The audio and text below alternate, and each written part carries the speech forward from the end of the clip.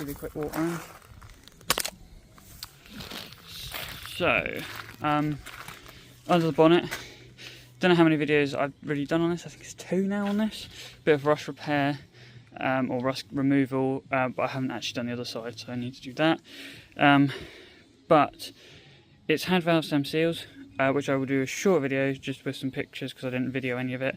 But we've had the head off, valve stem seals replaced. There is normally a heat shield that goes over here. As you can see, 2 bolts snapped.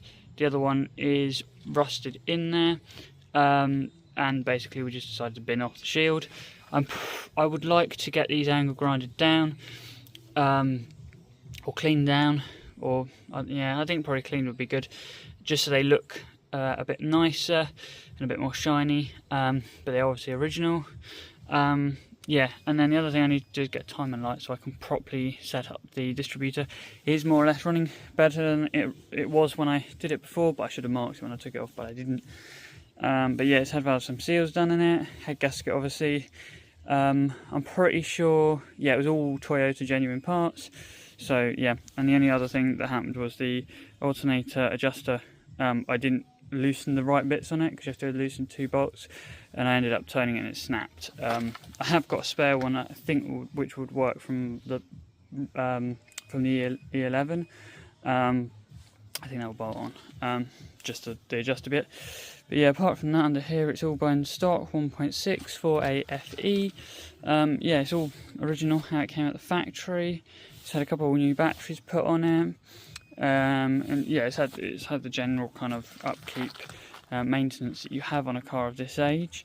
Yeah, I'll just give you a quick walk around. So as you can see, the paint isn't like the best paint in the world. From this distance it probably looks fairly okay, but obviously it's the age of it, and you know, it's got its battle scars where, you know, supermarkets and stuff, especially the front bumper, which is very, very faded, and there's some markings where it's obviously the paint's come off or whatever.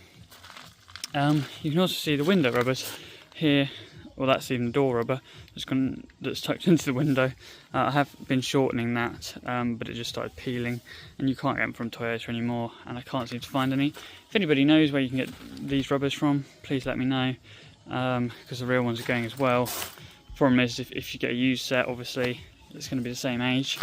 And then the rear bumper looks amazingly good. Now that's because I was going to college, and she was a very nice lady after the incident.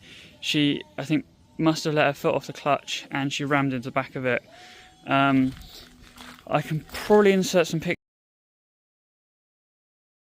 pictures.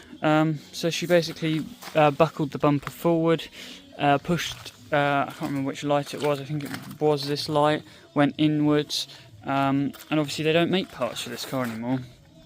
And the body shops have to apparently use genuine parts, so they can't use sort of scrapyard parts from Parts Car, even if they're in good condition, just because of the warranty, and they can't guarantee the fitment and all the rest of it, which I think is a bit of a waste in the modern age when we're trying to be sort of green and everything.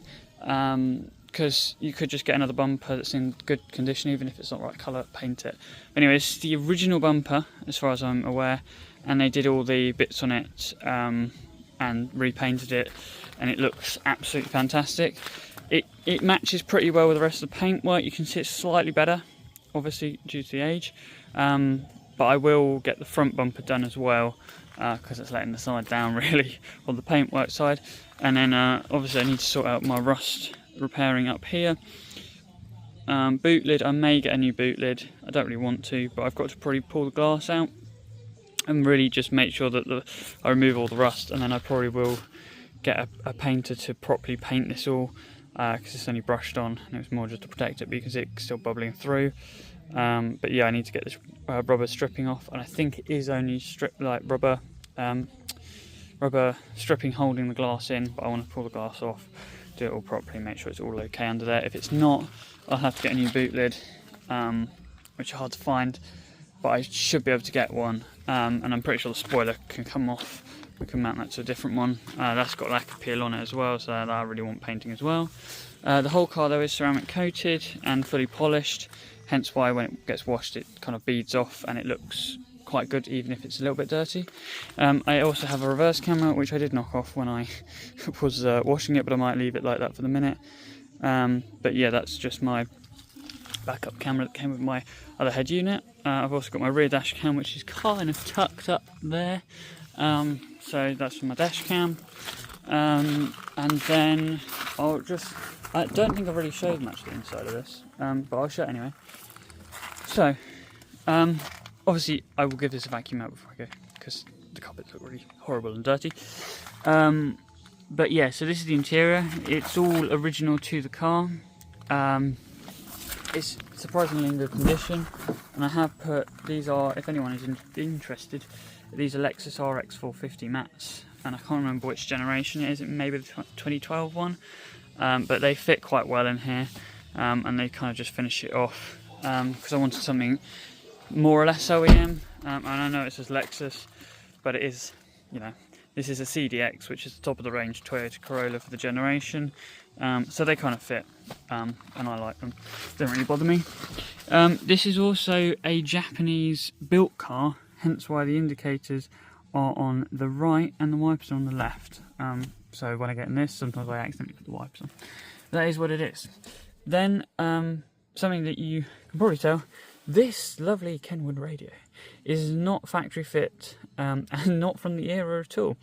But I will do a video, and I need to do a video on showing the install of this, because it is possible, and I'm pretty sure Garbage Time in Australia did one of these installs, and he did it after my actual install, but I never uploaded anything on it, so technically his videos first. But yeah, it's quite easy to do, it does fit in there. The only thing I really wish I had is the cup holders, which were in the Australia and American versions of this car, but I'm thinking the E100 Surround does have cup holders in. I don't know if you can get them separately, or whether I'm going to have to get a binnacle for one of those and then just really sillily cut it out and pop it in here, because it's just a blanking plate, there's nothing actually behind it.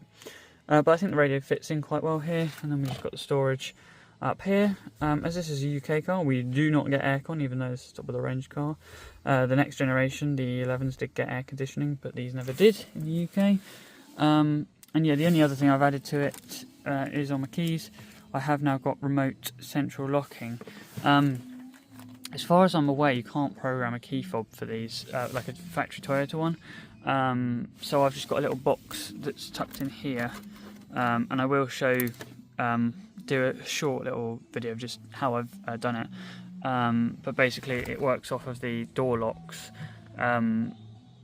but it kind of works so that you can unlock it with a fob, but then if you lock it like pressing the button and then shutting the door and holding the handle up like you can on these Japanese cars, it will kind of deadlock it, and that's the same as well if you put the key in the door and lock it. It basically means you can't use the fob to unlock the car. It kind of just stops all the locks from functioning that way, but when you put the key back in the door, it does unlock everything fine. But it's quite good if you're worried about someone having the similar fob, because obviously there's only a limited number of signals that these can be. So if you're somewhere and you're a bit worried someone's going to have the same thing and they could just open your car, then you can just lock it with a key, and it stops anyone from actually unlocking the car. It will still flash the hazards, but yeah, so you have to wire up the hazard switch if you want them to flash, which I did because I think it looks kind of better. But yeah, apart from that, it's all pretty standard. I've upgraded the front speakers, but I'm going to do a full video on speakers, because I'm going to put, I think I want to put some Kenwood ones in to match the radio, and maybe a sub and maybe an amplifier, but those are all things to come in the future. But I want it to be kind of OEM plus. So yeah, so how it would be if Toyota was to build one today. They use JBL, or used to use JBL as their upmarket one, but we'll go with Kenwood because it kind of fits with the car. So yeah, that's everything on the car, and yeah, I'll try and get some more videos out. Thank you for watching.